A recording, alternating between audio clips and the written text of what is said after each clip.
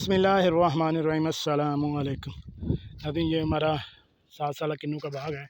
इसके अंदर जैसे मैंने पहले आपको बताया था कि हमने पहला एक्सपीरियंस जो किया था मूंग की फसल का, वो माशाल्लाह इसको मूंग इस बार हमारी हुई भी अच्छी है। ये अगर मैं आपको ये दिखाऊं, ये देखिए, ये हमारी एक जो शाख है, इसके अंदर माशाल्लाह कितनी मूंग की फलियाँ लगी हुई हैं। और इसके अंदर अभी हमने पहला जो फल है वो चुगा लिया था, यानी जो औरतों की मदद से हमने इसको एक बार तोड़वा लिया था। आखिरी जो 3 फल इसको लगते होते हैं, पहला हमने तोड़वा लिया, उसके 2 फल जो हैं वो भी माशाल्लाह भरपूर लगे हुए हैं। इसकी कटाई अब शुरू है।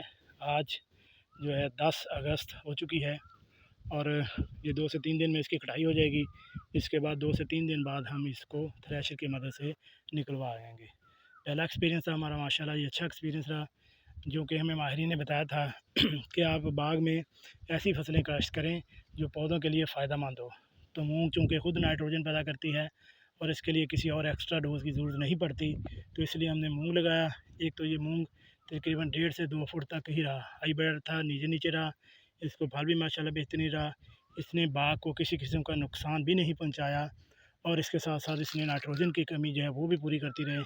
अब जो हमने ये मूंग, इसमें हमारे साथ कुछ कच्ची रह गई थी, जो इतनी ज़्यादा उनको फल नहीं लगा, तो वो हम जो है इसको नहीं कटवा रहे। इसको रूटावेटर के ज़रिए इसमें ज़मीन में मिक्स कर देंगे।